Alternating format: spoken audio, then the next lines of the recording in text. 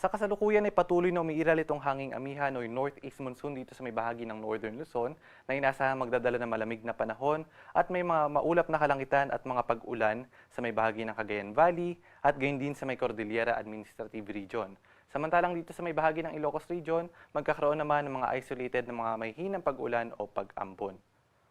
At dahil nga sa pag-iral ng hanging amihan at ng easterlies o yung hanging nagmumula sa karagatang Pasipiko, patuloy rin ang umiiral itong shear line o yung salubungan ng hangin nitong amihan at ng easterlies at siya namang nakakaapekto dito sa may bahagi o sa may silangang bahagi ng Central Luzon. Inaasahan natin na magdadala rin ito ng mga pag-ulan sa ilang bahagi ng Central Luzon, Calabarzon at sa may Metro Manila ngayong maghapon.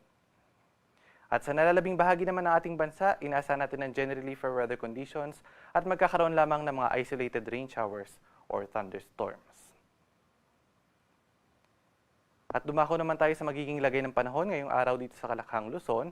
Asahan pa rin na maulap na kalangitan, may mga pag-ulan, pagkidlat at pagkulog dito sa may bahagi ng Cagayan, Isabela, gayon din sa may Quirino, Aurora, at maulap na kalangitan o makilimlim na panahon dito sa may bahagi ng Nueva Ecija, Bulacan, Rizal, Quezon at ng Metro Manila. Dulot pa rin ito ng epekto ng shear line.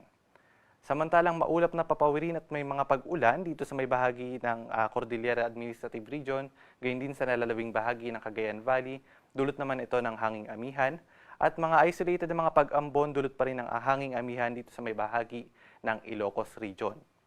Samantalang sa nalalabing bahagi ng Luzon, inaasahan naman natin ang generally fair weather conditions at magkakaroon lamang ng mga isolated rain showers or thunderstorms.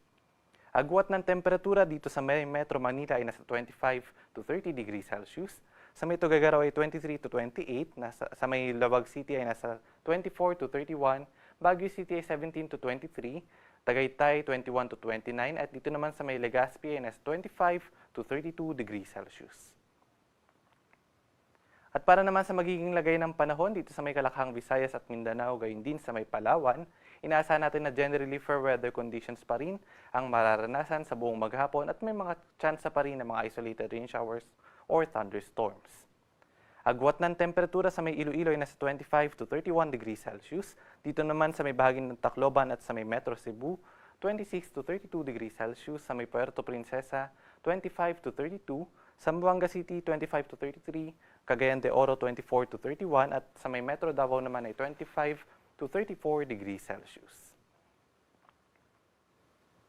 At dahil nga sa patuloy na pag-iral ng shear line ay nakataas pa rin yung ating weather advisory kung saan inaasahan na magkakaroon ng mga heavy to intense na mga pag-ulan dito sa may bahagi ng Isabela at moderate to heavy na mga pag-ulan naman dito sa may bahagi ng Cagayan at Aurora sa buong maghapon. Kaya naman pinag-iingat yung ating mga kababayan sa mga banta ng pagbaha at pagguho ng lupa, epekto pa rin ito ng shear line. At bukas, magpapatuloy pa rin yung epekto ng shear line sa may bahagi ng Cagayan at Isabela, moderate to intense na or heavy to intense na mga pag-ulan sa may Cagayan, at moderate to heavy na mga pag-ulan sa may Isabela. Samantalang by Thursday, inasa natin na moderate to heavy na mga pag-ulan na lamang ang mararanasan dito naman sa may bahagi ng Cagayan at Isabela. Bagamat pinag-ingat pa rin yung ating mga kababayan sa banta ng pagbaha at pagguho ng lupa dahil may ilang araw na ring umuulan sa may bahaging ito ng ating bansa. At sa ngayon, wala naman tayo nakataas na gale warning sa namamaybay ng ating bansa.